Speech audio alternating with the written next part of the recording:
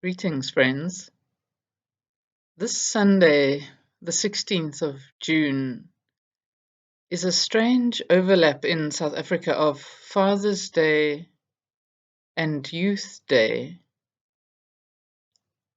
And here, Youth Day is a remembrance of the day in 1976 when police opened fire on a group of school students who were peacefully protesting the apartheid education policies, otherwise known as Bantu education, that were forcing them to learn in the language of the oppressor.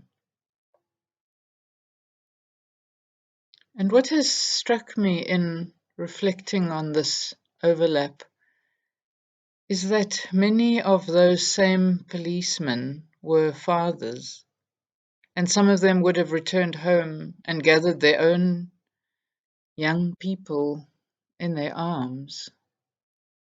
The same fathers who can be tender with their own children can be brutal with others. And this shows how fractured our humanity can be and highlights the devastating danger of prejudice and othering. And the same thing is happening in Gaza, in Ukraine, wherever war is sanctioned in the name of protecting one's kin and country. But it also happens here. Whenever we bypass somebody who's in desperate need and overlook their humanity, batting them away like a pest. And these ways of dividing the world up into those we consider as our community or insiders and those we see as less than human are so normalized in the world that we don't recognize how deeply destructive and dehumanizing this is and what it can lead to. Such devastation. And right now, many Northern Hemisphere countries are shifting their budgets away from humanitarian support towards arms that will devastate human lives and further destroy the planet. And this is where Jesus' teaching on love is so radical and so important to hear in a fresh way. He didn't just say, love your family, love your neighbor, love those for whom it's convenient for you to love, but also love your enemy. Love your enemy. And this kind of love takes us into a different way of being in the world, a completely different consciousness. It utterly challenges our dualistic, egoic ways of seeing and shows these up as blindness. What we are blind to is Christ in the least of these.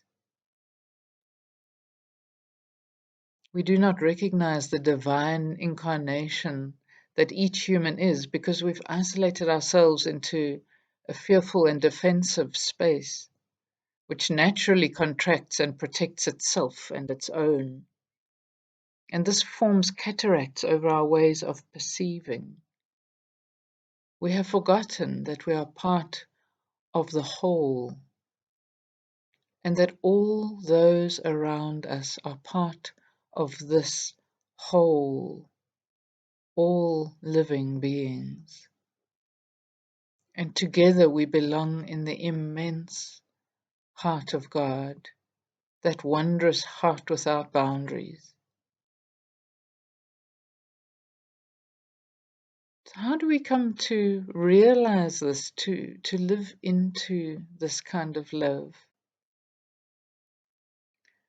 We begin with recognizing and telling the truth to ourselves about when and why we close off to others.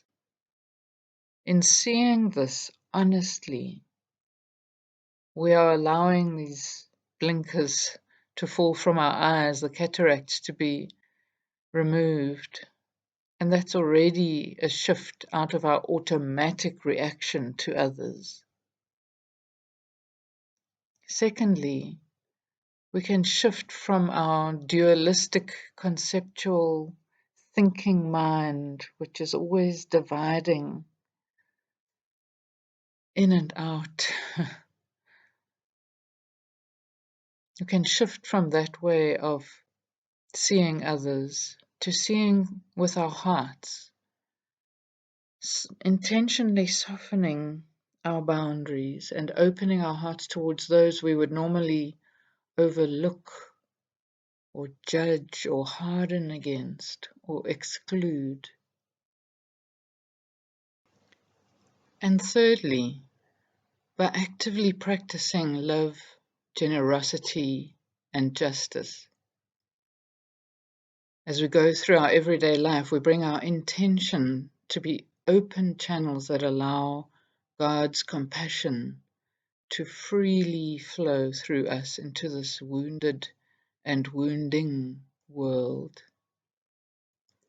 And so this coincidence of Father's Day and Youth Day holds such an important invitation to us to express gratitude and tenderness, not only for our own kin, but to practice what Gregory Boyle calls radical kinship, which he says is the only thing that mattered to Jesus. He describes the need for a connective tissue born of tenderness and for standing with the disposable so that the day will come that we stop throwing people away. This kind of love comes from a deeper source than our ordinary human consciousness that is rooted in fear and survival. We are drawing on the limitless, boundaryless source of the beloved. And so we return to this loving presence this morning to allow ourselves to align and draw deeply from this infinite ocean of love and allow this to melt our hardened, limited hearts. And I'll end with a quote from the Center for Christogenesis. There is a transcendent power of love operating within us that, if understood and accessed properly, can help us foster the collective wisdom, compassion, and resilience necessary to save ourselves and our planet. May it be so.